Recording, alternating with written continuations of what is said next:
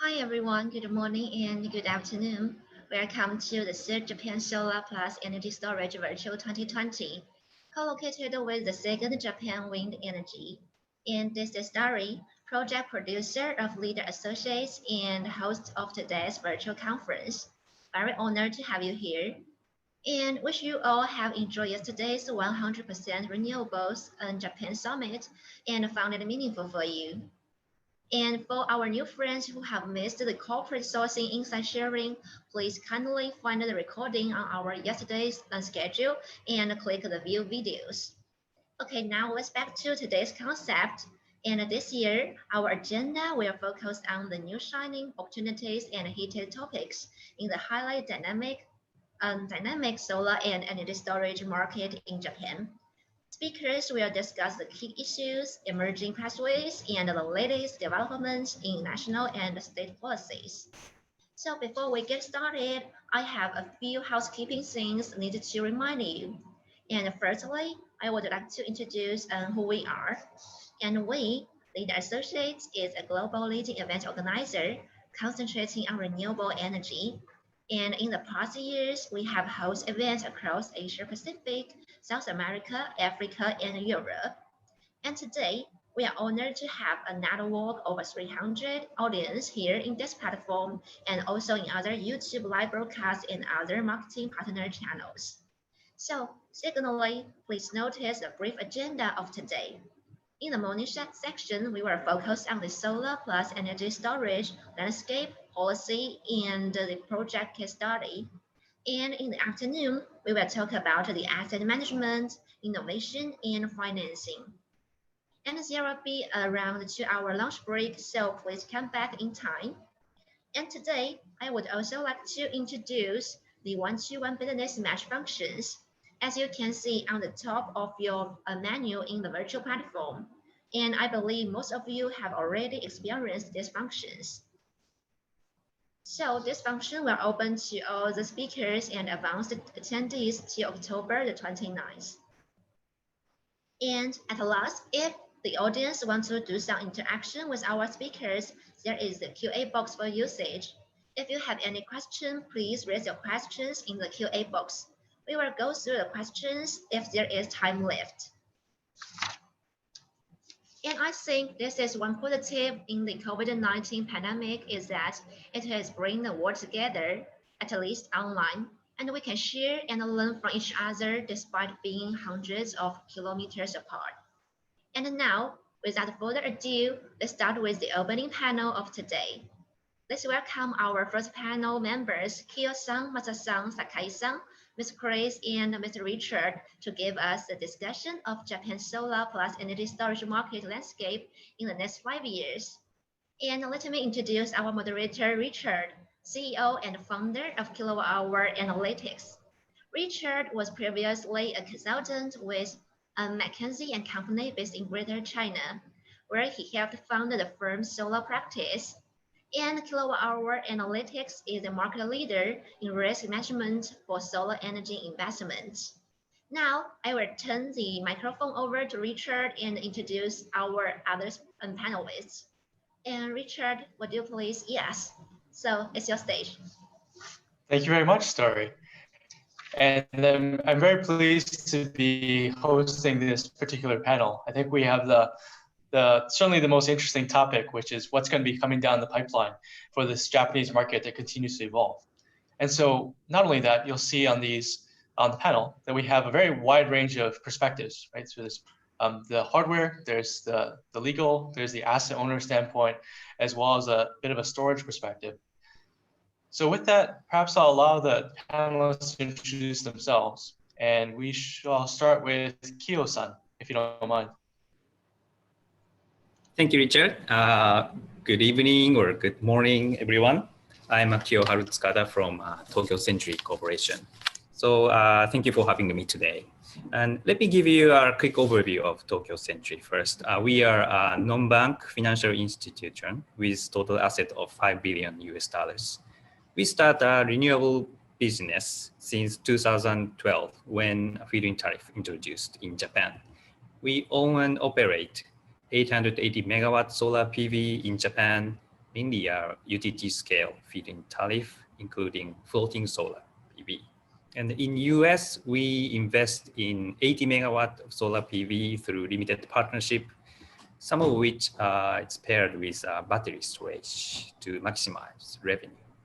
And in UK, we are a minority investor in grid scale energy storage project with Japanese and local partners, and such energy storage project will come online first quarter of 2022. And energy storage system will play an active role in balancing mechanism and frequency regulation. And there are three business models we are trying to pursue related to solar plus storage. And let me share my screen. So, okay.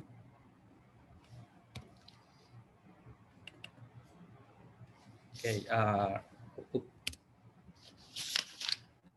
There are three business: grid scale energy storage and vehicle 2X and cooperative VA. And I'd like to introduce first to business quickly. Okay. In 5 years time frame, we'd like to deploy grid scale or front of the meter energy storage, which is typically 10 to 50 megawatt hour size. And such energy storage, including multiple variable renewable energy resources under feed-in premium, function as a balancing loop and play multiple roles, such as energy arbitrage or balancing mechanism, reducing curtailment. And there are three drivers for this business, I believe. First of all, feed-in premium started from 2022 in Japan. Feed-in premium revenue depend on how to sell electricity when market price is high. And so obviously energy storage can control energy supply and optimize energy supply. And second of all, battery storage cost decline 10 to 15% annually these days, and benefiting from electric vehicle penetration. And finally, balancing mechanism, which is expected to start 2021. So our company seek for opportunity to be a balancing group, invest in grid scale energy storage, and try to find a good aggregator to partner with. Okay, and finally, it is slightly deviate from today's theme, but and also this is 5 years horizon business, but we are doing auto leasing company with NTT Corporation. This is Japanese largest telecommunication company, and electric vehicle or plug-in hybrid vehicle is obviously battery storage, and typically with 10 to 100 kilowatt hour capacity. And the vehicle is only 10% of time working as a mobility. So there is a room to take advantage of 90% of the time as an energy resource. So it's still very early stage business, but a huge, potential. There are 70 billion cars in Japan, and if we replace 10% to electric vehicle, and if we are, 5 kilowatt hour available for each automobile, it turned into a 35 gigawatt hour energy storage. So yeah, we try to seek this business model with NTT Corporation. They declared they replace all corporation vehicle to EV by 2030. So that's it from Tokyo Century. Thank you, Richard, and everyone. Thank you very much, Kyo-san. Sure. And next, allow me to introduce Sakai-san, who represents more of the hardware perspective. Hi, good morning. Good morning, everyone. I'm Shigeru Sakai from Jinko Solar Japan. So thank you for this valuable opportunity. We also like to okay, thanks for the audience, moderator Richard, panelist, and also organizer. So today, I'd like to introduce company briefly.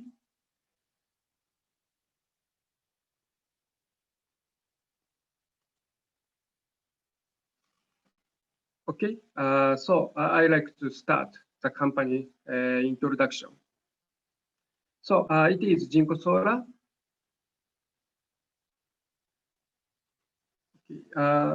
It is Jinko Solar, the world shipment volume of solar panels is #1 in the world.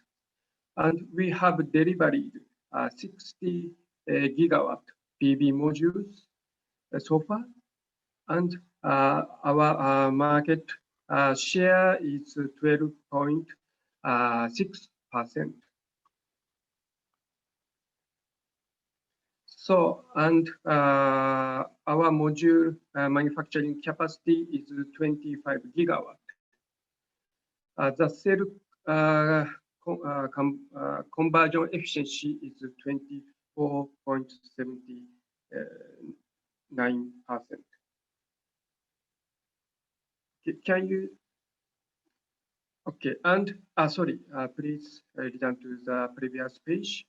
So we have 7 global factories in the world, and we have over 30 service centers.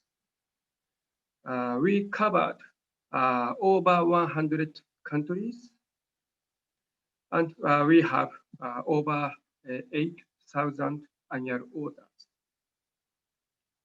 Okay, please go to the next page.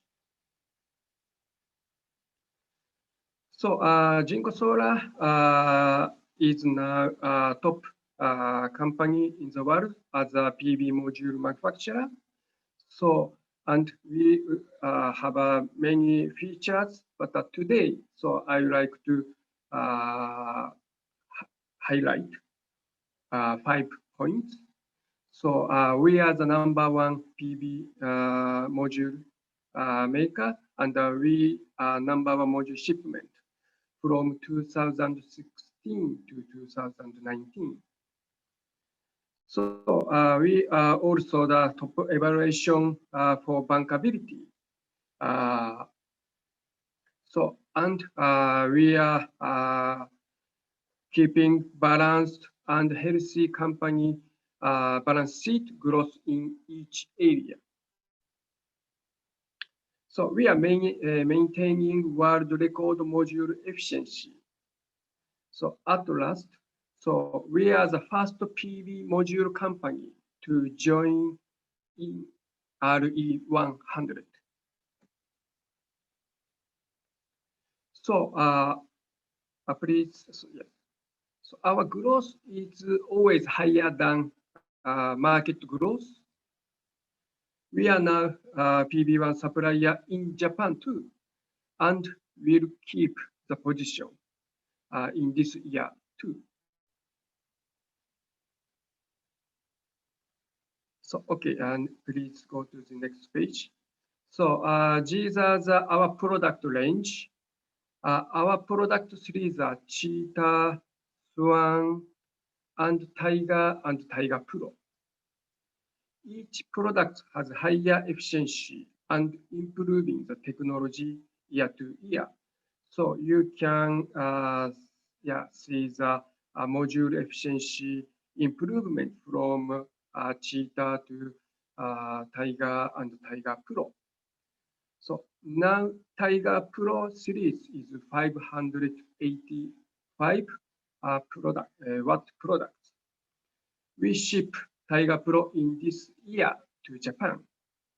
The wafer size become bigger, number of cells is increasing, and tiling ribbon technology is adopted, and we realize high efficiency and high output, and will contribute better LCOE in order to penetrate PV more in market. So it's a quite short presentation. Thank you very much. Okay, thank you very much, Sakai-san. And I'll see if I can switch the mic over to a bit of our storage perspective. Chris, if you're available. Good morning. Very pleased to be talking to you from the UK this morning. And I'm going to talk a little bit about our experience of providing a platform that allows the optimization of storage assets and the growth of those in Japan. Let me just.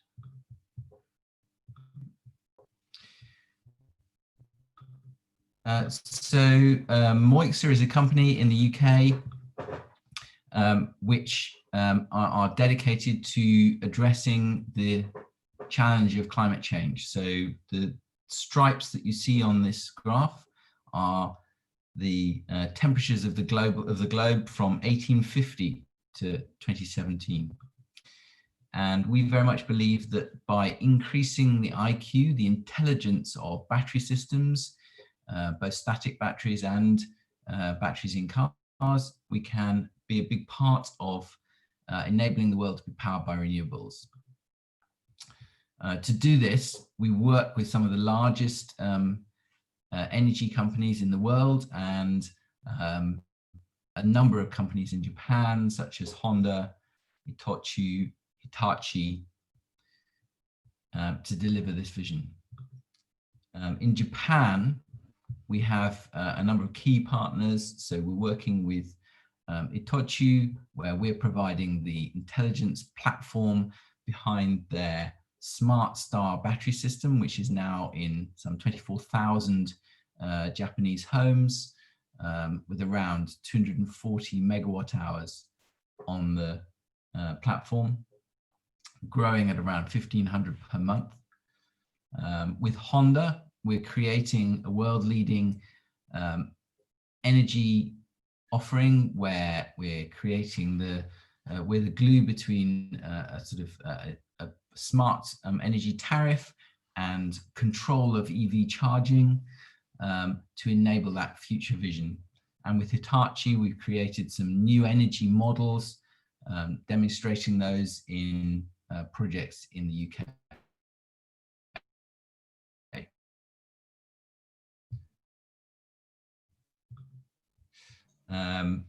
We get, obviously, our customers get an app that demonstrates to them exactly what's happening on their system at home.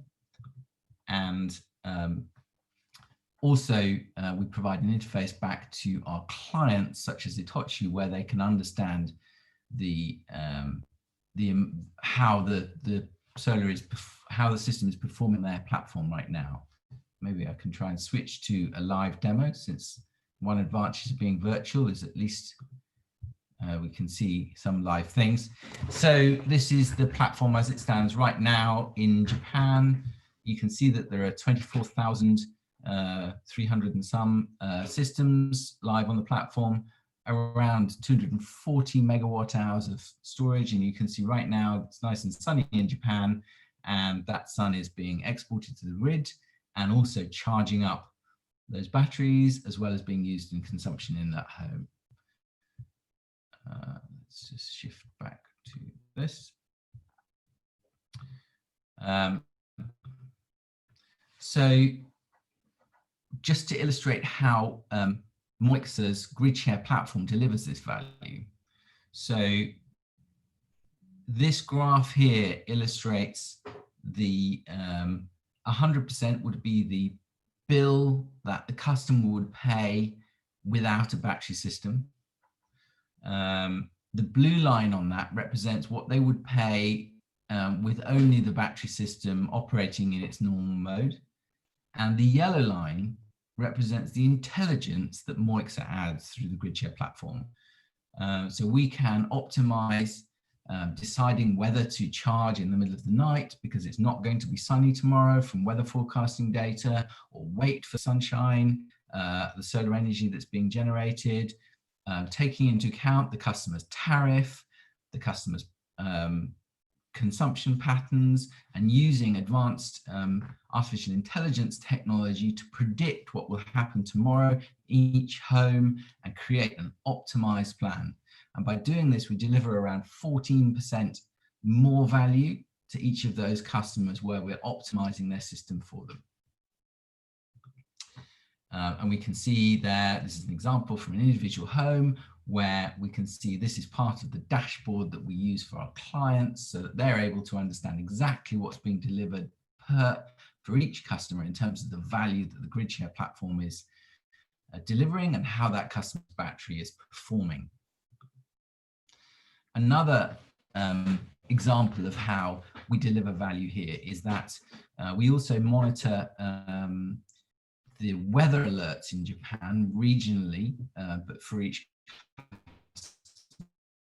that we can, if we see critical weather coming into Japan, we can switch those systems to backup. And you can see here with Typhoon Haishen earlier in the year, which tracked across the bottom of Japan, that the blue dots on this map represents systems that are in backup mode. So systems that are charging up to full so that if there is a power cut, then they will be available to provide support for the home's electricity system while there is a power cut. And you can see as the typhoon tracks across Japan, how across the bottom of Japan there, all of these systems are turning to backup mode automatically and delivering that value to customers as we track the weather alerts published by the Japan Weather Service and control the mode of those systems.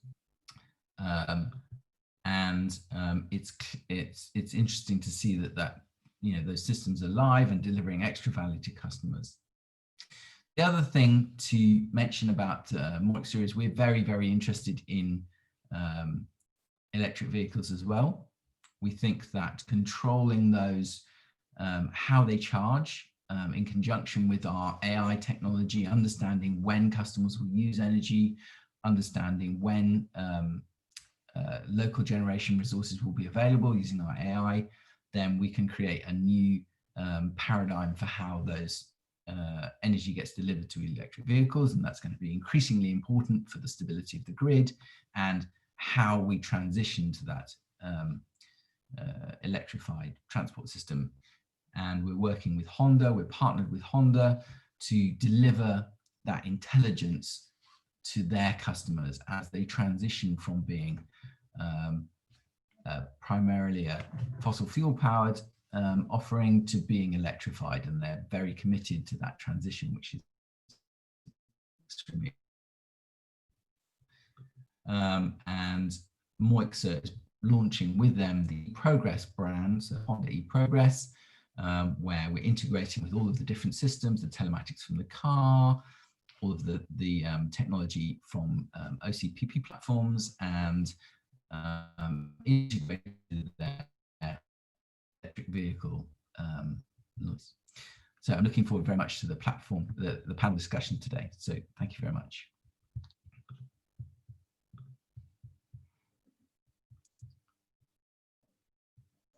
Okay, and with that, I know that we are certainly not last but not least. I did want to make sure we also turn to Masa-san, who's been very active in the renewable energy finance, but really from the legal standpoint. And I do think that the conversation will launch pretty quickly into that topic on how the policies have changed. So allow me to hand the microphone to Masa-san. Hey, hello everybody. My name is Masa Tanabe. I am counsel at the law firm of Baker McKenzie's Tokyo office. I'm a lawyer admitted in Japan and also New York, and I've been assisting renewable energy developers and electricity retailers in their businesses in Japan. My law firm, Baker McKenzie, is one of the largest law firms in the world. We have about over 6,000 lawyers in 77 offices around the globe. And my Tokyo office is the largest international law firm in Japan. We have about 150 professionals here in Tokyo. And that allows us to have a team that is dedicated to renewable and clean energy. And I am a member of that team. And as a team, we've been helping developers, primarily in solar, since the feed-in tariff started in 2012. And then now we're helping offshore wind developers as well. On the electricity side, since the liberalization of the electricity retail market, we've been helping retailers, both Japanese and foreign, start their business in Japan. And now we're starting to see corporate PPAs, and we're starting to help clients on that perspective as well.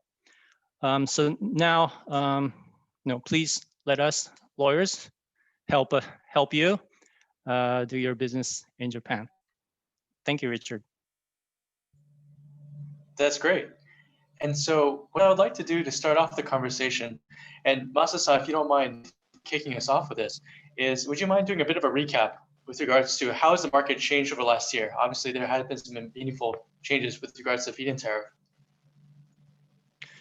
Yes, thank you, Richard.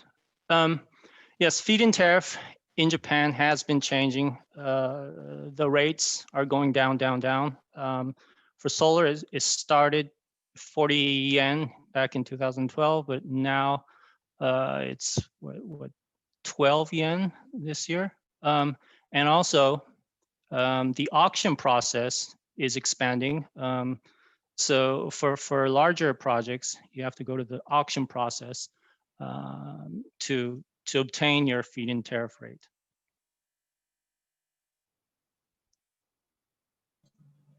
That's great. Would others mind opining on what they're seeing in terms of the changing of the market? I believe that there's also been a change with regards to 250 kilowatts.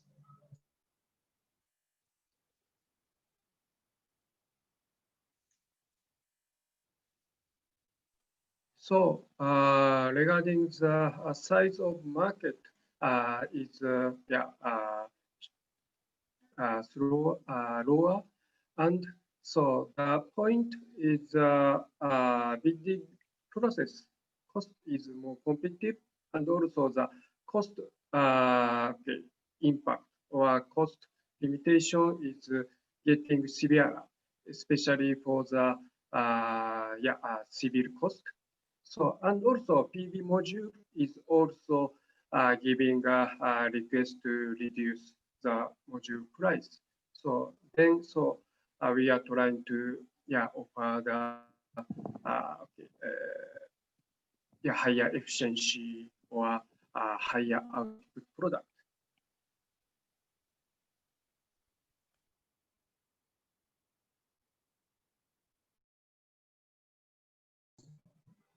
Okay, well, I'll move us to a related topic, which is, and Kyo-san, I saw in your presentation deck that you mentioned the FIP. Would you mind explaining what that is?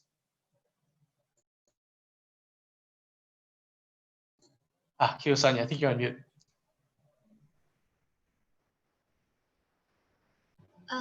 Kyo-san, you need to unmute your voice. Oh, apologies. Yeah, FYP. And now FIP is still under discussion. So Japanese government tried to design FIP, but I think the purpose of feed-in premium is for variable renewable energy to integrate energy market and give them a balancing responsibility like other conventional power plant. And we see a term of the FIP would be same as feed-in tariff for solar PV, 20 years. So I think for the IPP, like our companies, we have to sell the electricity when the market price is high. So obviously the energy storage battery will play a key role under FIP scheme.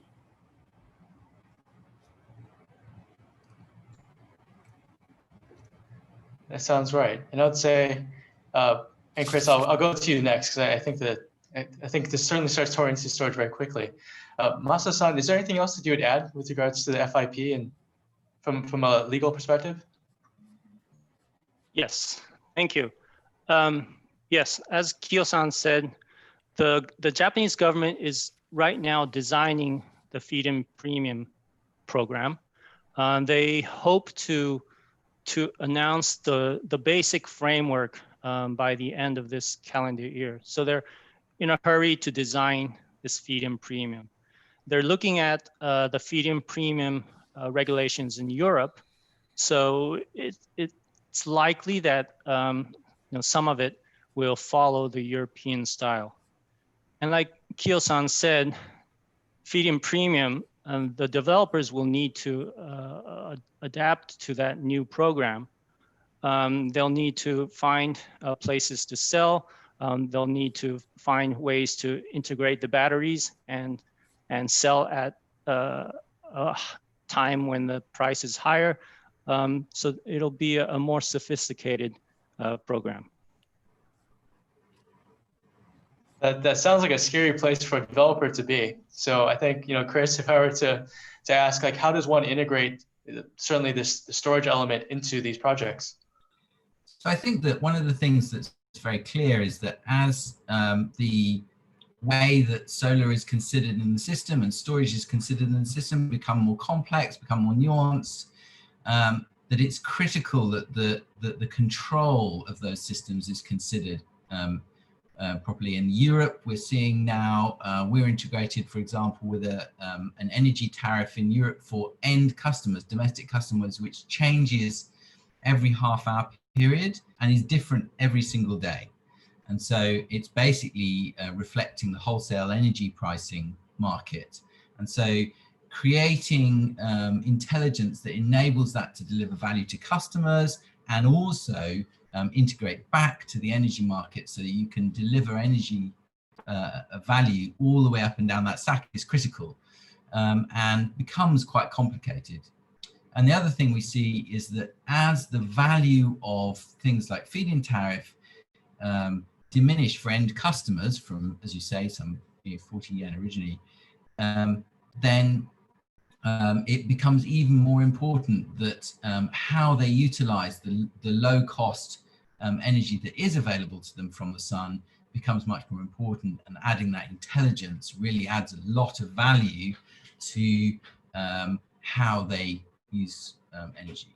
And making those two things together for us enables us to have a really good vision of like where flexibility is available. So in the end, we've got 240 megawatt hours of storage on the platform, and understanding how that can deliver value not only to customers but also to the grid and reduce the cost of providing stability on the grid is critical to this transition of energy that we see driven by these sorts of changes in the market. Great, and I would say that to draw a contrast here, of course, the conversation from last year's conference, I think the second thing on everyone's mind was certainly the phrase unlimited curtailment. And so I would like to hear a perspective from the panelists with regards to how that's ended up playing out over the last 12 months. Would someone have a perspective there? Okay, as an IPP, in our case, we have 19 solar PV sites under feed-in tariff in Kyushu. Kyushu, the grid is congested compared to other regions. And this year saw 7 to 8% curtailment rate year to date. It's still acceptable, but obviously not the optimistic scenario. So going forward, it depends on nuclear power plant. Now only 2-3 nuclear power plants operating out of 54 in Japan. So as an IPP standpoint, we anticipate maximum curtailment rate. For instance, in Kyushu is 15%. So, but area like Hokkaido, might be much higher curtailment rate in coming 5 years. So also battery storage will play an important role to mitigate curtailment impact, I think.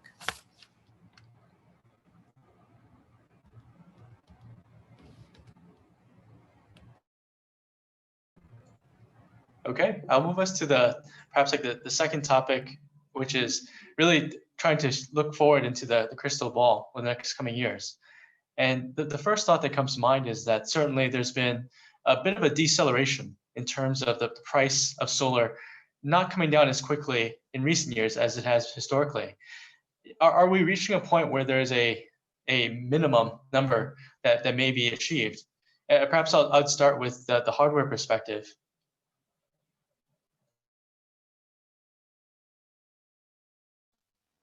Okay.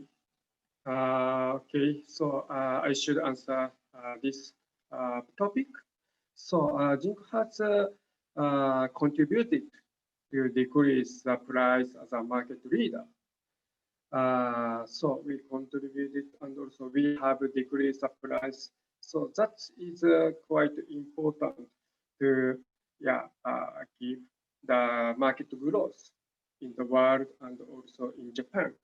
And now LCOE has decreased. So in this year, there are some, we are now facing some challenges. So that's gas explosion accident has occurred. So we are now facing the lack of polysilicon materials, and price is increasing. So, however, so PV maker is now trying to make an alliance to unify the wafer size to reduce the price. So it will give impact to the price decrease in the long run. So this means we have not reached the minimum yet. So we are we will continue to reduce the price based on the watt peak price.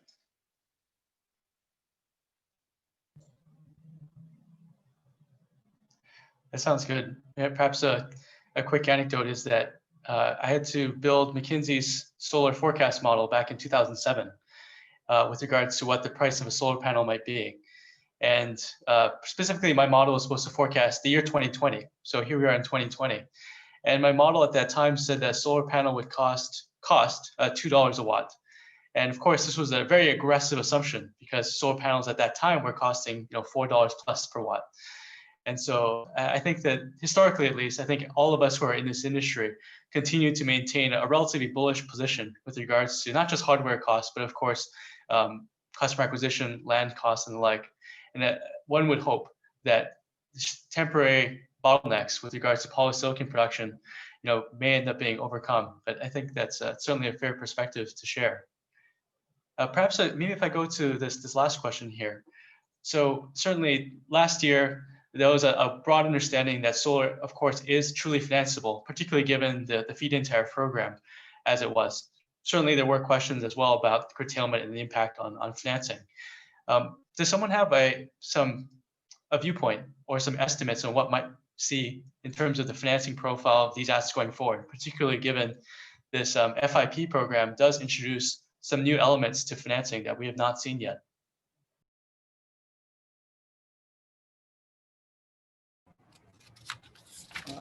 Okay, in terms of financing or bankability perspective, under FIP, I think finance for a solar PV project will become general basic project finance, similar to the other conventional power plant.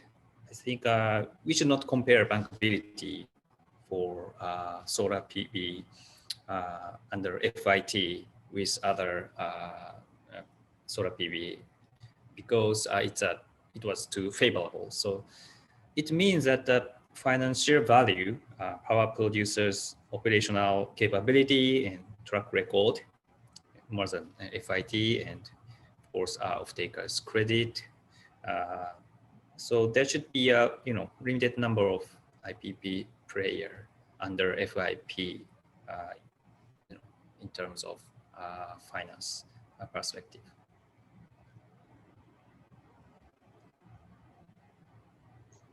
Masu-san, please. Thank you. Maybe from a legal perspective, we have seen for project finance under the feed-in tariff, the current feed-in tariff program, there has been some difficulties getting project finance due to the unlimited curtailment and some proposed cancellation rules. So there's some uncertainty in the feed-in tariff rates at the time. So there's some challenges in terms of project financing. And then when we turn to feed-in premium, there's still uncertainty on the rules and how the bank can offer project finance on projects under the feed-in premium. I think the banks are still, considering looking closely at the rules and trying to see if project finance is possible under the feed-in premium program. Thanks, Masu-san. I also want to tag on one last thing you said. You'd mentioned that perhaps this feed-in premium program is believed that it may look like Europe. Could you expand on that? Right. Okay. The Japanese government is looking at countries like UK, France, Germany, Italy, Spain. And then they are comparing the regulations in those countries. And what they're trying to see is how the detailed rules, like what types of projects are subject to feed-in premium. How do you calculate the reference price for contract for difference? Or what's the term of reviewing the reference price? So those are the things that the Japanese government is looking to Europe.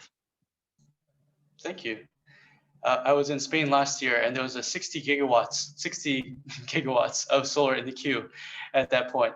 So I think we're all optimistic that there's a lot to be learned with regards to how these European countries have set up their systems, which shifts a fair amount of the risk to the development community, of course, but has achieved that policy objective. So I do want to be aware of the fact that we just hit the time mark. So thank you very much for the time, and I'll hand the microphone back to Starry.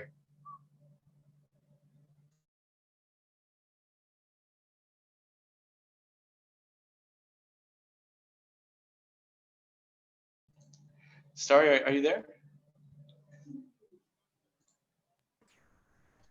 Oh yeah. So sorry. Oh, not Yes. at all. We go to the 40 mark, right? Yeah. And so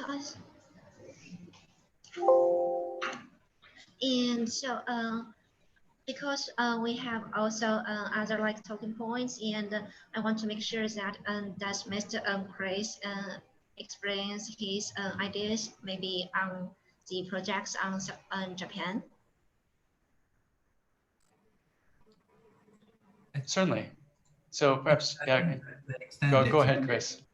Sorry, just to say, I think that the session was extended by an extra 10 minutes, so you've got some more time to I see. Got it. No, Chris, go ahead. No, please introduce the next topic. Certainly, and I think that certainly the last topic that I was hoping to cover, I hadn't appreciated the last 10 minutes here, is that when you look at the overall statistics, there is a belief that Japan will cover 10% of the global market when it comes to storage installations by 2023. Of course, there's a number of issues that will make this more or less likely, principally which, what does the policy environment look like? But yeah, Chris, if you don't mind taking us through that thought process. Sure. I mean, we really only have visibility of the more of the domestic storage market in Japan for the moment. But what we really see is that that's driven by a couple of things in Japan which are driving large volumes of that in the market. So one of those, the first of those perhaps is the low cost of finance in Japan. If you compare the cost of consumer finance over a long period, 15 years, compared to most of the rest of the world, we see that it's very much cheaper for Japanese consumers to be able to utilize Can you see me? product finance that way. And secondly, we see that because storage behind the meter can be utilized for other things, such as being able to deliver backup to homes in a sort of emergency scenario, that there are other buyer values which can drive that storage into the market, and that enables large quantities of storage to get deployed across the Japan market. And those things are really delivering real growth there. And we're only just beginning to see how that could be utilized for grid services to deliver even more value.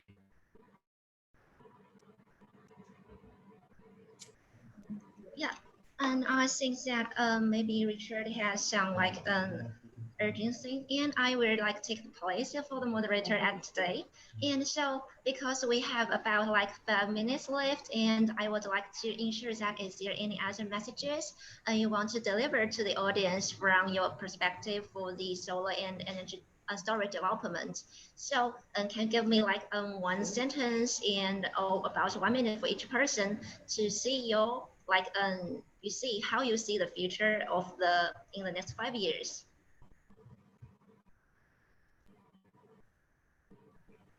Okay, and so would you like begin from like Kyo-san? So could you give us like one sentence to conclude your content and your perspective, your expectation for the Japan futures market?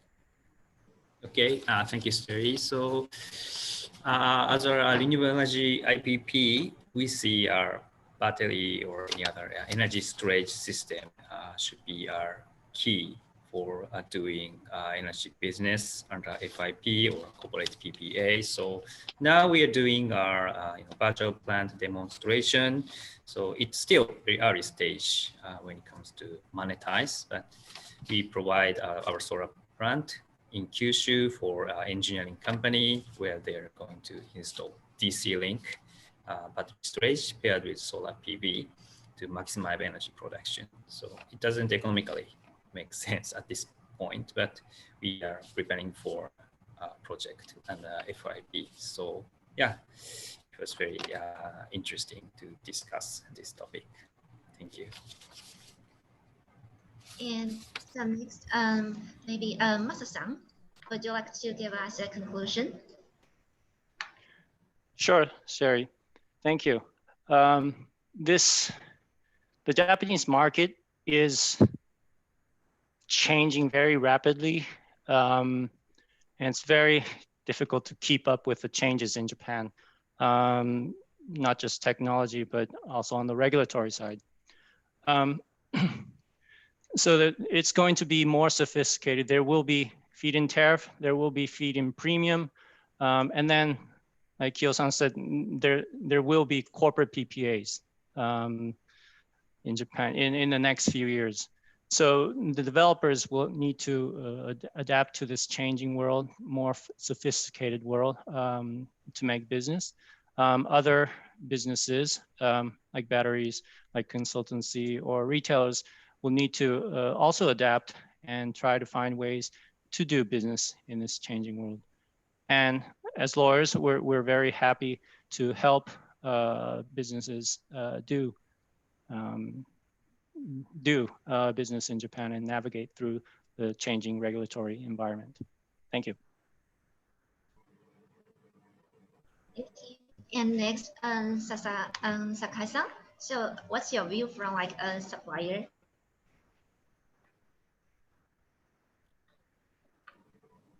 Okay, so now, yeah, as Masa-san and Kyo-san said, the Japan market is changing rapidly, and so FIT changed to the self-consumption and FIP. So now ESS product is quite important. In Japan, Japan is leading the ESS for residential market. So, and on the other hand, the market for the energy storage for the C&I and grid are still not huge in the market. So, government support for the residential market for zero energy house or zero energy building, but to expand more for the subsidy for the C&I and also grid is quite important. So we have joined the PV plus ESS to the US market from this year, and such model should be important in Japan to increase the rate of renewable energy. So we also joined the BPP project in Japan with collaboration with Enel for the gas stations. It connects to the PV and also battery. So such activities will also be popular in Japan. So I think so situation might change, but the renewable energy expectation is expanding. Thank you. Thank you. And so, Ms. Grace, could you give us like a finishing touch for this panel discussion? Yeah, it's been a really interesting discussion. Thank you very much, all. Yeah, we really see that there's a great expansion happening in how energy storage and renewable energy getting driven into the Japanese market, in particular into the domestic sphere, and the increasing complexity of those offerings is enabling real value to get delivered to customers, and we're very excited to see the sort of real growth in those markets and the real growth in volume of storage and controllable power being delivered on our platform. So we really see a kind of a very interesting future in Japan as that market really accelerates now. Thank you very much. Thank you so much.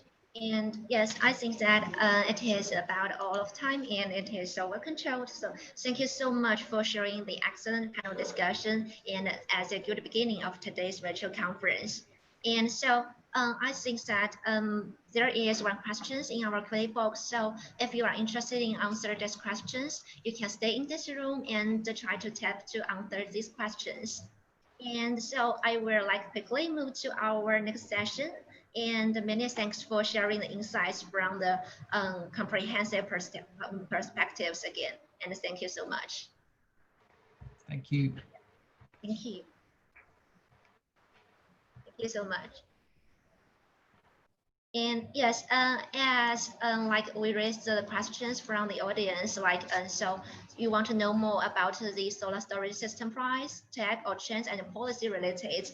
And as we can see, energy storage is playing a more and more important role in Japan renewable energy market. So it is very necessary to introduce our next speaker. And he will give us the policy and market trend of solar battery in Japan by Isao-san, a senior consultant, electrical power and group energy management innovation division from Mitsubishi Research Institute, one of the most prestigious think tank and consulting companies in Japan. And Mr. Isao-san has a wide range of the experience in the area of energy systems and energy market analysis, and working with both public and private sectors. Recently, Isao-san has been conducting a lot of market research and policy change surveys related to the storage batteries and the VPP. And so, hi Isao-san. Hi Isao-san, so would you mind turn on your microphone and turn on your camera? Yeah. Hello, can you hear me? Yes, also your camera, please. I can't host this stopped video. Okay, so we will open from outside, no worries. And would you mind to share your screen for your presentation slides in? Oh, yeah, great, Yep. right now.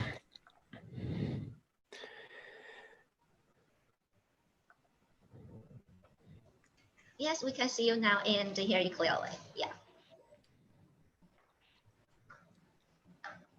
Yes. Okay. Yes. Okay, we can see your slides. Okay. Thank you very much for the opportunity to give the presentation today. My name is Isao Hasegawa, and I worked at Mitsubishi Research Institute in Japan. Today, I'd like to talk about the policy trends and policy and market trend of storage battery in Japan.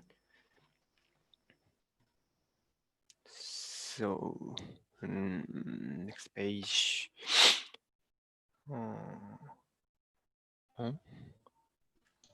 Okay. Let me briefly introduce Mitsubishi Research Institute. Mitsubishi Research Institute, often called MRI, is a Mitsubishi Group company, and head office is located in Nagatacho in Tokyo, Japan. It was founded in 2070 and has about 4,000 employees, including group companies.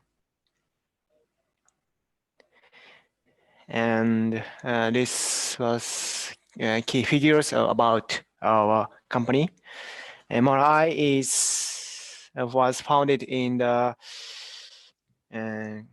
commemoration of the 10th anniversary of the Mitsubishi Group, and it provides think tank functions and consulting service for government and government organization and private sector companies.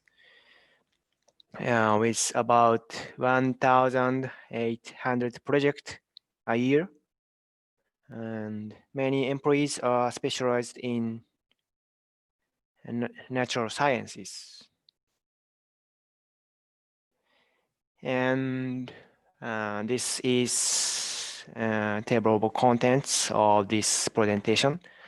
There are 3 key points I'd like to talk about today. First, policy trend. I'd like to talk about policy trend of storage battery in Japan. Then I will explain the market trend, especially in Japan. Finally, I will introduce the future direction of business in my opportunity. First, I'd like to start with the policy trends. In Japan, installed capacity of RES, renewable energy, started increasing remarkably, as last session said, especially non-residential photovoltaics, mega solar, after policy of feed-in tariff in 2012.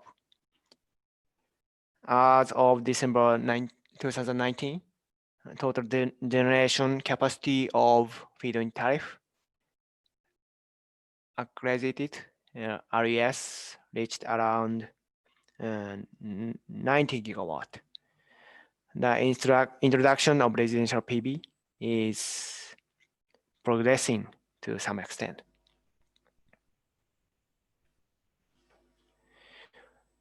In terms of battery storage, the main factor behind of the increased battery storage is feed-in tariff scheme. Feed-in tariff for photovoltaics have been declined every year. It has already decreased same level at same level as electricity charge for household use. Also, after 2019, 10-year purchase period of it end, and more than 500,000 customers have to review their purchase agreement. So targeting these customers, and this will be opportunity to promote battery storage for residential.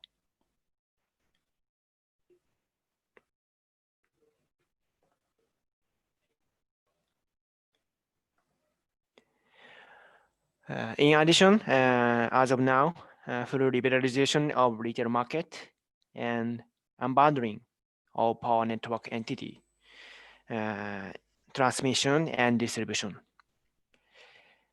are completed. Over the next few years, reforms of markets to trade the value for power system stability will be in place. For example, balancing market and capacity market. In particular, balancing market is important from the viewpoint of battery storage, and procurement will start in 2021, next year. Currently, the detail of market design have already determined. It is expected that battery storage will fulfill their functions in those markets.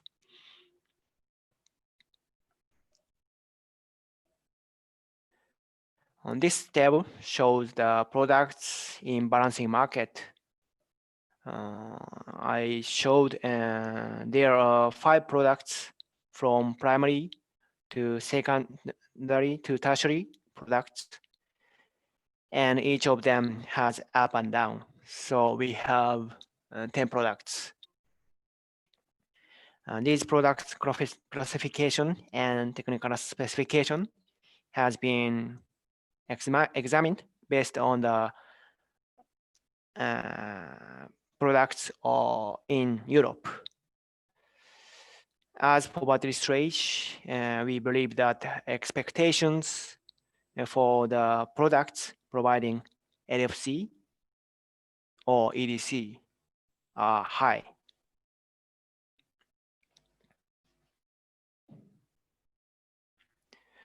Let's move on to the next section about the market trends of storage battery in Japan.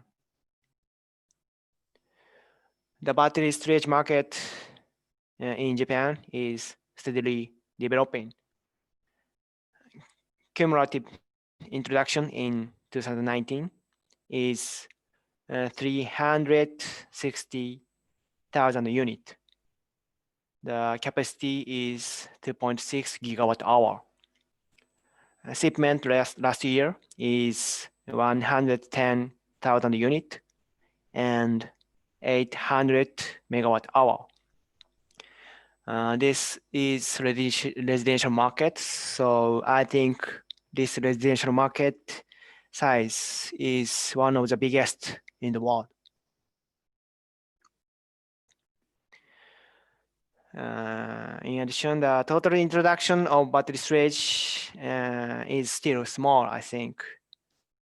The rate for household is approximate 1% in Japan. I think that in Japan, there are about 29 million household, detached household. On the other hand, EcoCute, which is heat pump, is about 7 million. Photovoltaics is about 2.7 million. The market is still smaller than that of photovoltaics and EcoCute.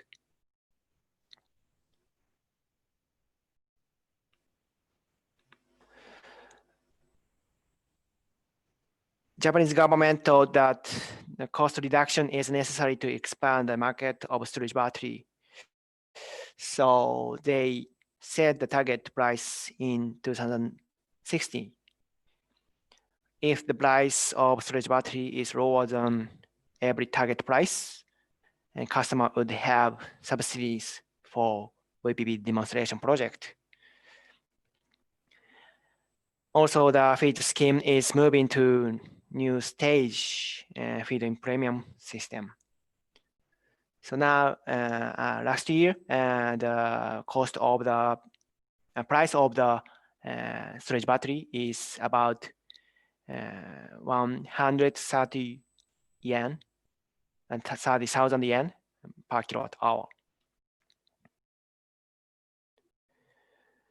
However, the only cost reduction cannot cover customer benefits. So storage battery have to generate multiple revenue. Storage battery can provide various services in accordance with the needs of different off-takers, such as power generations, especially renewables, system operators, and so on. Normally, we expect profit from reduction of electricity charge and from backup for avoiding power outages. On the other hand, storage batteries installed in customers for the electricity market will contribute to the grid in various ways because VRE is increasing.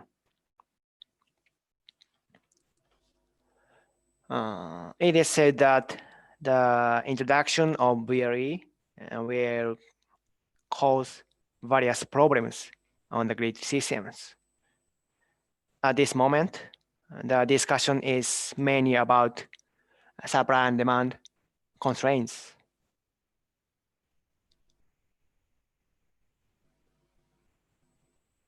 But it is also necessary to consider the effect and grid constraints.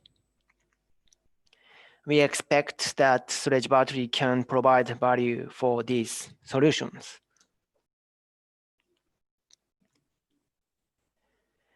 And some VPP demonstration in Japan project is occurred, and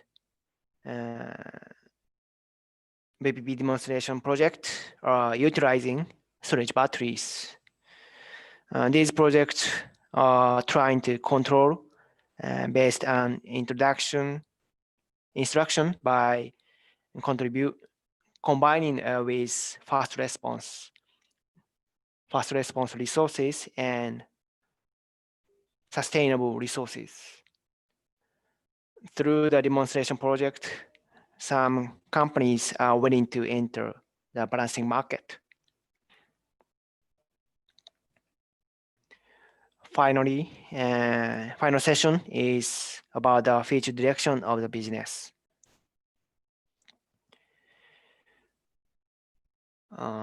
Although the price of batteries is still high, it is believed that there is a possibility that storage parity will be realized as the price goes down in the future. This parity may occur in stages in order of low voltage for residential and high voltage commercial and industry, and finally wholesale price. We believe that the introduction of storage battery will proceed independently through these stages. Currently, the unit price of PV photovoltaics power generation is based on LCOE and has already reached grid parity for residential market. If the price of storage battery is reduced, it is possible that storage parity will be reached around 2030 without FIT scheme. There is also the possibility of solar singularity by falling below the conventional power generation on wholesale price.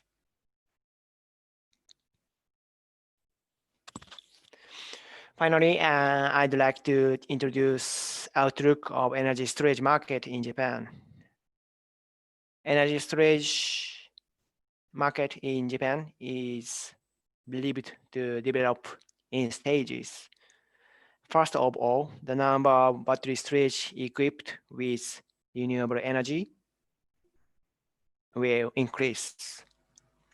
Then the needs for battery storage used to solve the grid side problems will increase with the introduction of renewable energy. As a result, transmission tariff will increase, and subsequently, needs for customer side self-consumption will increase. So we think the long term, the battery storage will introduce for customers. However, the outlook may possibly be accelerated due to spread of the introduction of renewable energy or policy design. Thank you very much for listening. Thank you. Thank you so much for your presentation, Mr. Isao-san. And because there is also some questions from all the audience to you, and I will send their questions to your email address, and you can reply them.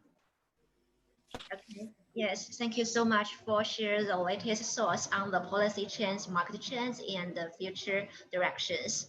Yes, and all is essence and all is joy indeed. Okay. Yes, and there is also a friendly reminder to all the audience that if you want to ask questions to our speakers, and you can raise your questions in the QA box. And if there is not so much time left, we will transfer your questions to the speakers by email, and they will reply you. Okay, thank you so much. And next, we will move on to our next speaker. So let's welcome Kajimura-san. And Kajimura-san is the Deputy Head of Power Business Division from SB Energy. And it is the wholly owned subsidiary of SoftBank Group.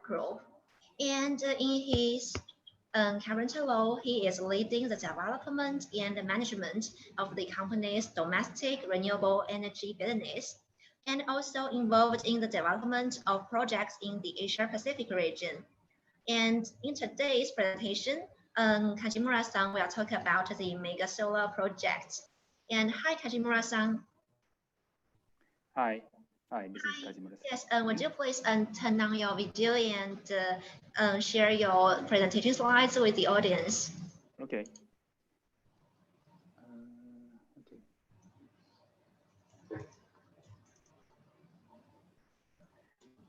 Can you see this?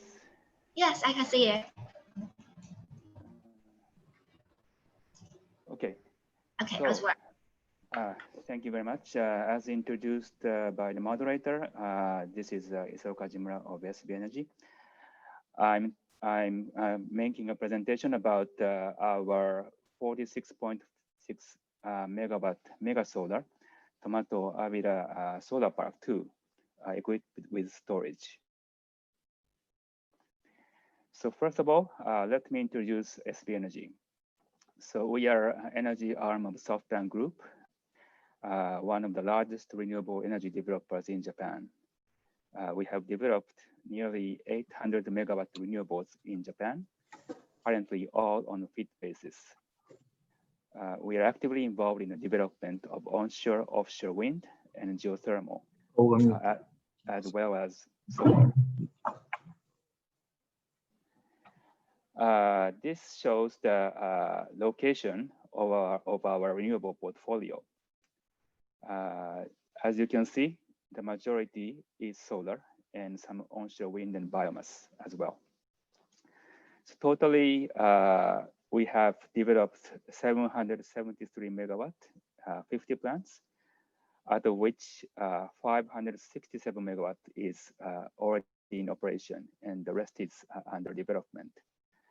And you can see here the Abira 2 that I explained today is located here in Hokkaido, the northernmost part of Japan. This is the map and outline of the project, which this is located in Abira Town, Yutsu County, Hokkaido. The area is 90 hectares.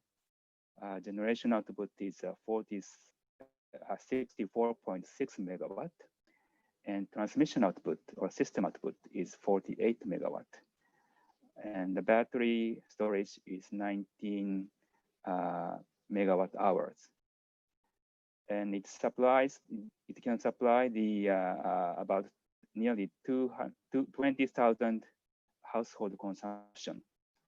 And the power is all sold to Hokkaido Electric Power Grid, which is a local grid company at a FIT tariff of 36 yen per kilowatt hour.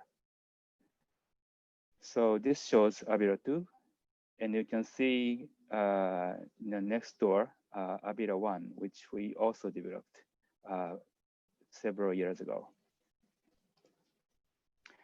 So this is the area view of the solar park. The blue one is the solar module, the solar panel, and white structure here is the battery containers. So if you magnify the battery container part, this is the containers of 34 containers. And also the switchyard here, substation here. And this shows the project framework. This is the operating entity, SPC. The sponsor of the SPC is ourselves, SB Energy, and the Mitsubishi UFJ Lease and Finance Company Limited, 50%, 50%. And the project finance lender is Mizuho. And off-taker is, as I said, Hokkaido Electric Power Grid. And landowner is Tomato Co. Limited, which is a local company. EPC O&M is commissioned to Toshiba Energy Systems Solutions Corporation and Toshiba Mitsubishi Electric Industrial Systems Corporation, TMIC, and also Hokkaido Electric Construction Company Incorporated, which is a local construction company. So this shows the history of the project. We obtained FIT interest of 36 yen per kilowatt hours in 2013, and it took about 3 years to develop the project. Construction started in March 17, and it took 2 years to reach grid connection and commissioning in 2019. And summer this year, we reached EPC completion and commercial operation. So this is the solar module specifications. This is a Toshiba product, mono crystalline silicon of 330 watt peak. The efficiency is 17%. The size is about 2 meters by 1 meter. And we have about 200,000 units of this module in the solar park. This is the battery specifications. It is produced by LG Chem. It is a lithium-ion battery, and each module is about 6.6 kilowatt hours capacity and about 12 kilowatt output. And unit size is about 45 centimeters by 60 centimeters. We have about 3,000 units of this type of module at the time of COD. So the total capacity of the storage is 19 megawatt gigawatt hours and 34 megawatt.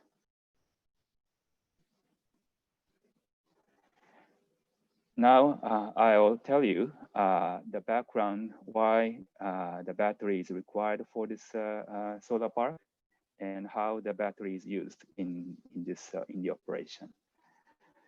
So this graph shows the renewable penetration of Hokkaido area where this solar park is located.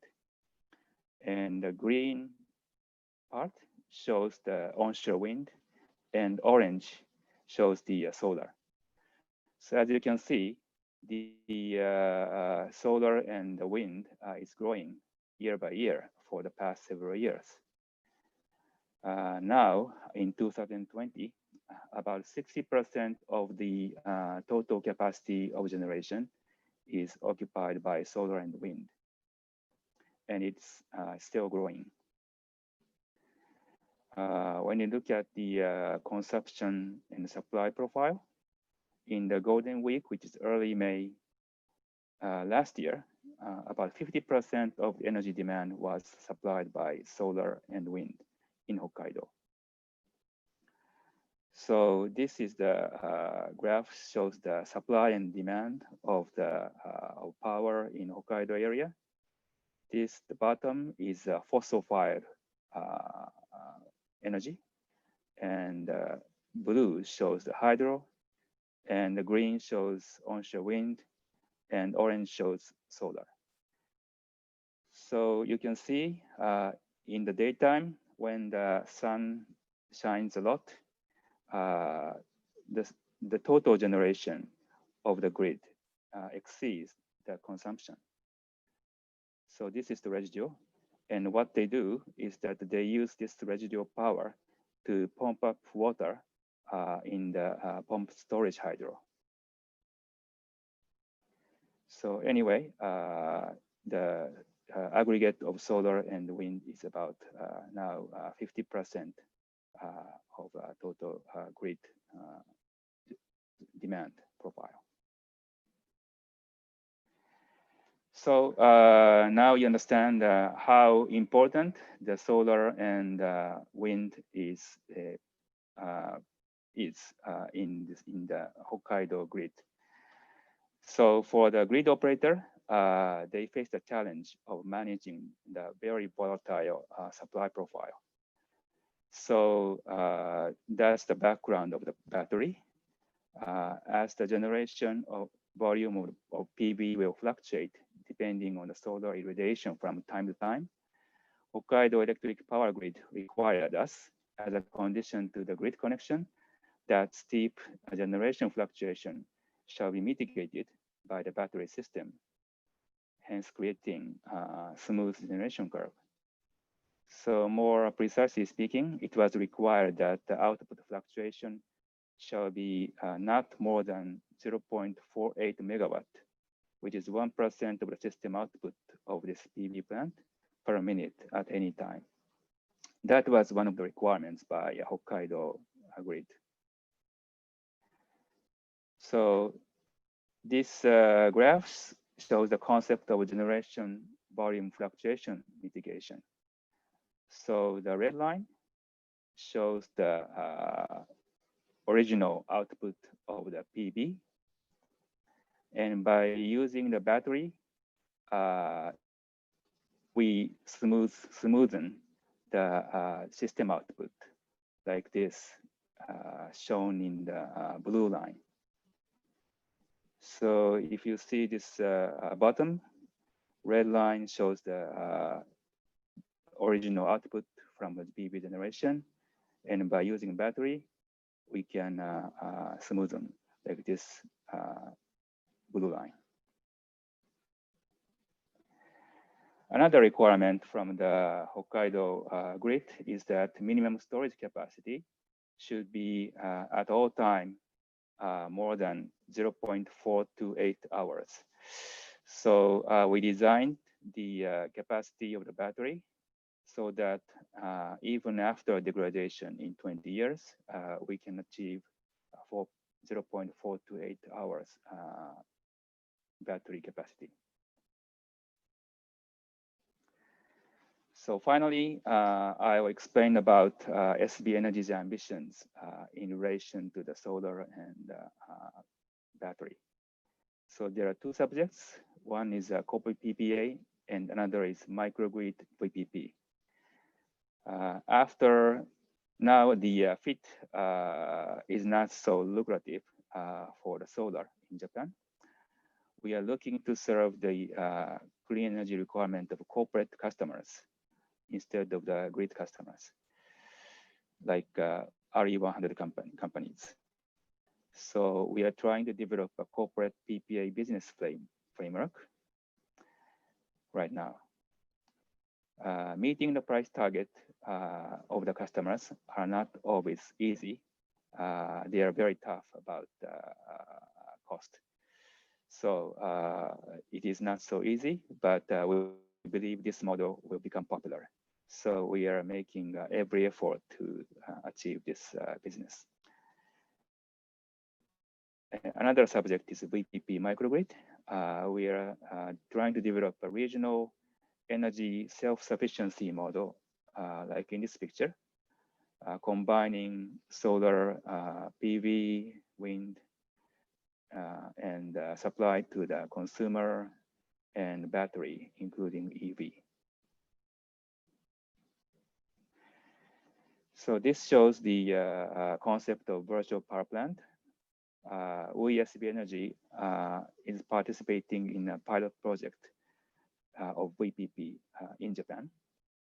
And the idea is to aggregate distributed power source, including solar and wind, and control the demand and supply of the power as a system, as a whole system, using IoT and battery, and serve the needs of the customers and serve the needs of the grid, so that more renewable energy can be deployed.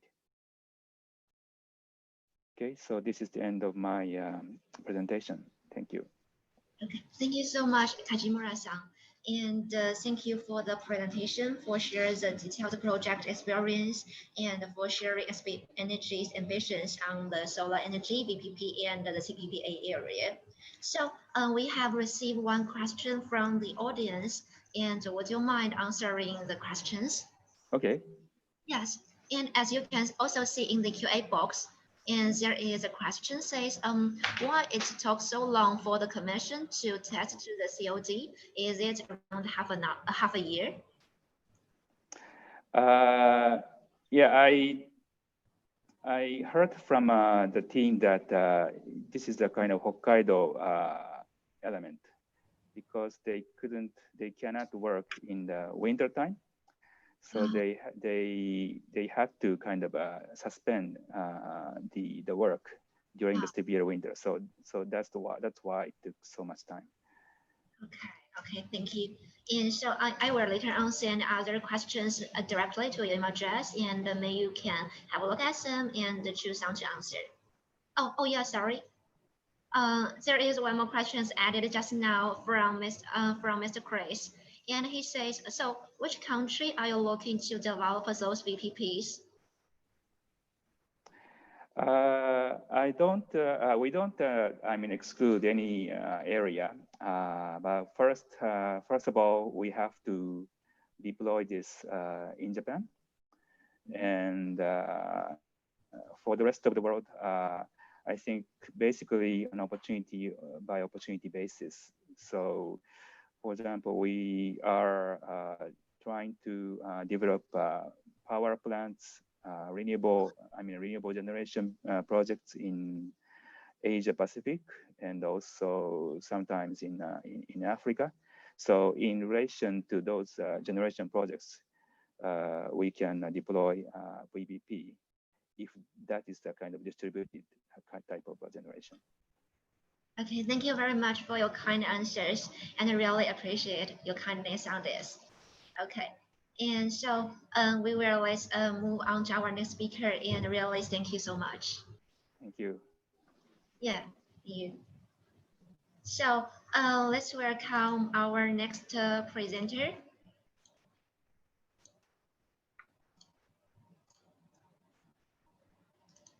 Yes, Um, let's welcome Kojima-san, director from Loop. So Kojima-san instituted the electricity retail business in 2016, and so far, household customers have reached more than 230,000, and their are still rising. And the mission he wants to accomplish is to change the energy society of Japan through the promoting renewable energy. And he will share the business strategy of the most active retailer to maximize the renewable energy in Japan. And hi, Kojima-san. Hi, Yeah, can you hear me? yes, I can hear you and see you well. And Yes. and maybe do you want to switch your lights because the virtual background is a little bit. Very. Okay. So I will change the background. Sorry, please wait a moment. Yeah, sorry. Oh, so The bright. light- So less, yeah. Is it okay to share my slide? Oh, yes, you can share your It was screen. so bright. Yeah, so Okay. okay, I will share my screen right now.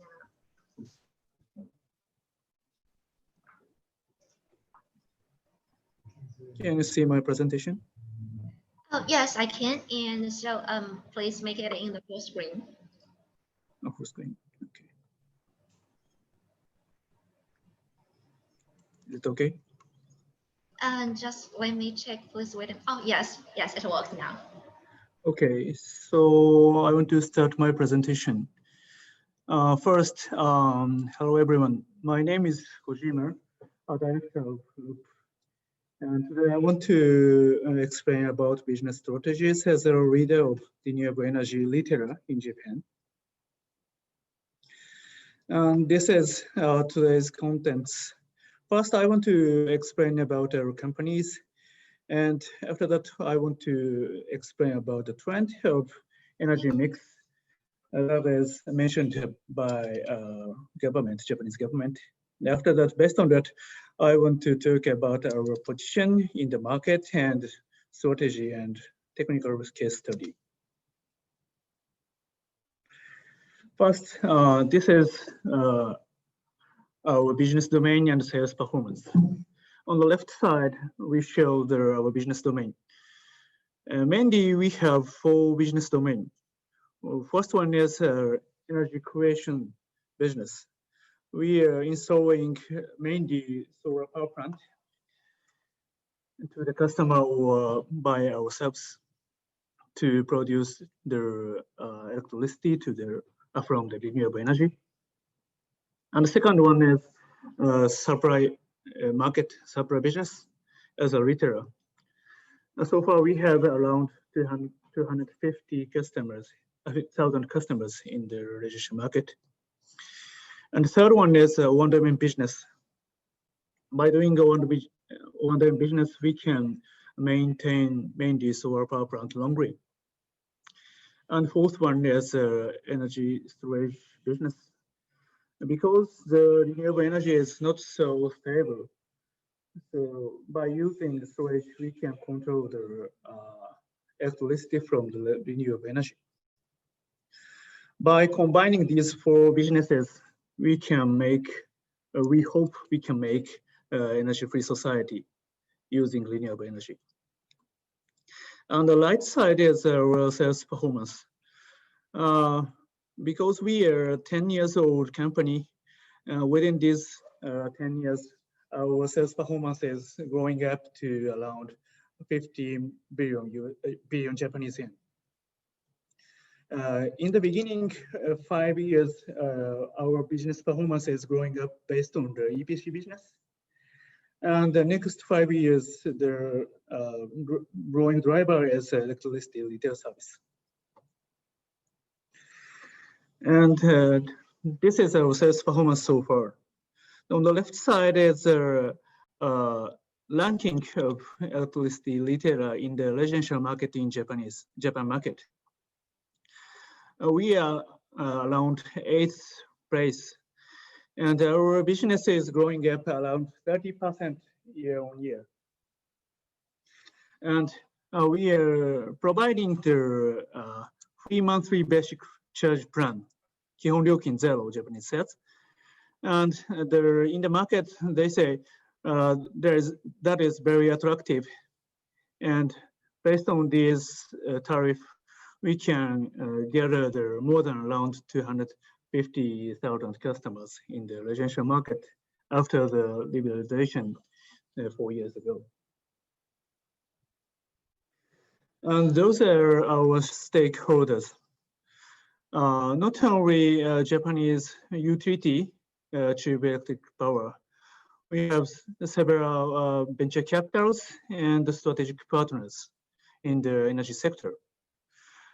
Based on their financial help, we can drive our businesses. So from now on, I want to explain the trend of energy mix that is the Japanese government is discussing now. First, this is the energy mix, the government goal in 2030. This is the energy mix. The government said that we are growing renewable energy up to 22 to 24%. And as for the nuclear power, we are planning to go up to 22 to 20%. By combining renewable energy and nuclear power, we can reduce the CO2 emission based on these 44% non-CO2 emission production. And the government also mentioned that the GHG reduction goal in 2050. We are aiming to reduce 80% of GHG reduction by 2050. To achieve this goal, we need to install nuclear and renewable energy around to meet 84% of the total demand of electricity in Japan. This is very, very challenging target, we think. And based on that, we need to install around 6 to 8 times solar power plant compared from this 10 years. And this week, Prime Minister Suga presented a new policy. He said that we are aiming carbon neutral society by 2050. So we need to set the new target to reduce all CO2 emission, GHG emission. Based on that, we need to change everything. For example, we need to switch any vehicle to EV, or we need to reduce using LNG or something. Very big change, we think. To achieve this goal, we need to use renewable energy more. Now we are, this is the image of demand of household and producing energy from renewable energy. So far, there are so many surplus energy from household, and because we have feed-in tariff, we can sell to the grid. But from now on, we need to think how to use surplus energy near the production site. So we need to make service using such as EV charging system or storage system or heat pump like EcoCute. This is the trend of Japanese market. And based on that, I'm talking about our market position and technical case study and strategy. This is the list of Japanese top 10 retailer in the residential market. And we are 8th place, so we are here. And here, we can see many functions, many kinds of functions to control the renewable energy, such as selling residential storage or using EV or making the demand response services. Because we are doing so many kinds of services and we have so many functions compared from the other competitors. So maybe we can show to the market how to control the renewable energy in the residential market. And this is the report from the Bloomberg. They explain new market leaders. One is the most active retailer, and the second is the largest residential retailer. As the most active retailer, we are reported because we have so many functions and services to control the renewable energy. They report us as the most active retailer. So based on this evaluation, we need to launch so many services based on the function to control renewable energy. So based on this technology, I want to explain about our case study. This is the target map of energy control. To control energy, we can control on the production side or demand side. For the demand side, we have so many demand, such as commercial one or residential one. After liberalized in 2016, 4 years ago, the control in the residential market is activated. And our main target market is residential one. So we are focusing on the control in the residential market. For the control residential demand, we can change action or control using energy equipment like a battery or PV.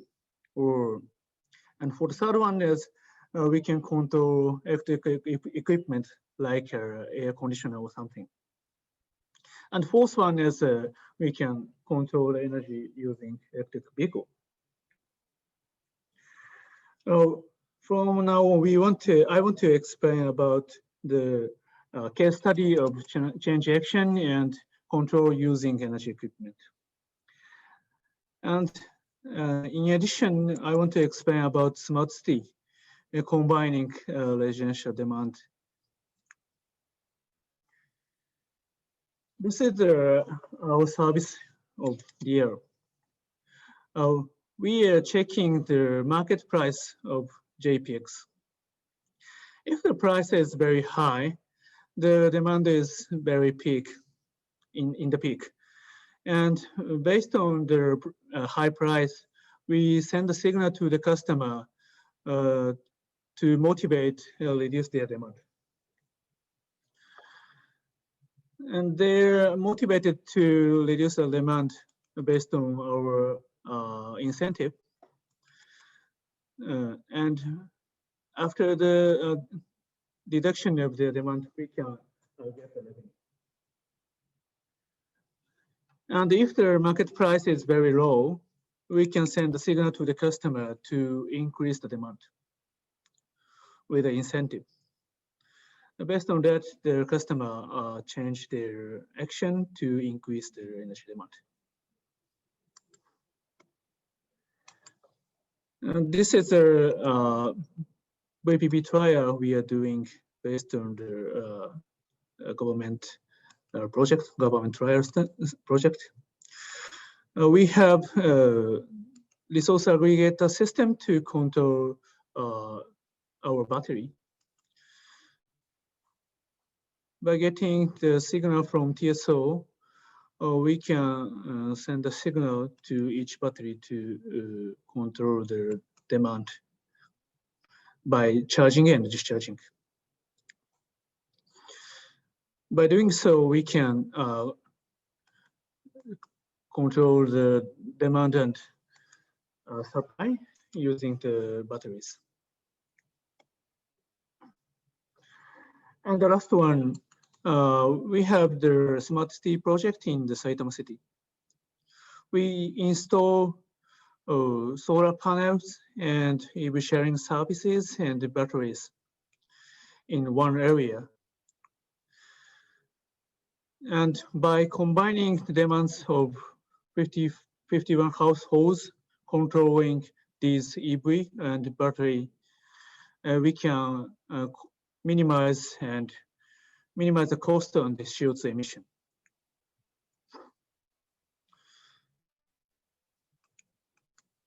By doing this, by doing and using these technologies and services, we can make energy-free society and a carbon neutral society.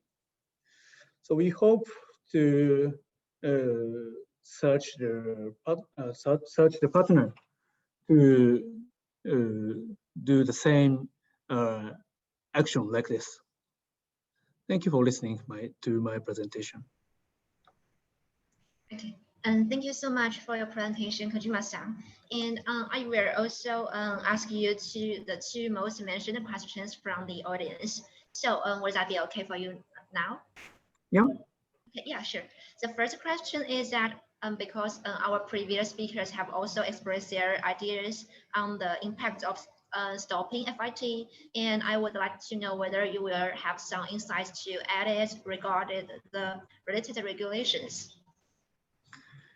Yeah, the impact of stopping feed-in tariff is that the power producer cannot make their business plan steadily. So it is very challengeable to the power producer to make a plan. So it is very important to make a more precise business plan, I think. So next one is more about the retail business. So what's your opinion about Japanese local governors entering the power retail business?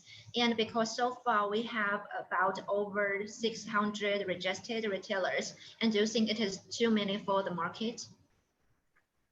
As for local government, because I think it is very important to use renewable energy near the plant. So the combining the supply side and demand side is very important. So the local electricity retailer is very important to, how to say, combining the business plan of production side and the demand side. Sure. So I think that the time is almost up, and regarding other questions, I will also send emails to you. Okay, thank you very much. Thank you so much. Thank you for the thoughtful conclusion and the explanations. Really appreciate the detailed answers. Okay. So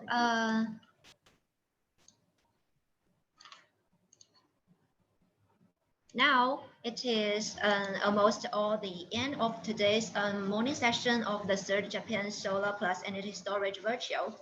And thanks a lot to all our speakers, valuable speeches, and patience for staying by with us. And hope you have enjoyed the morning sections. And also thanks for the audience and for staying with us till now.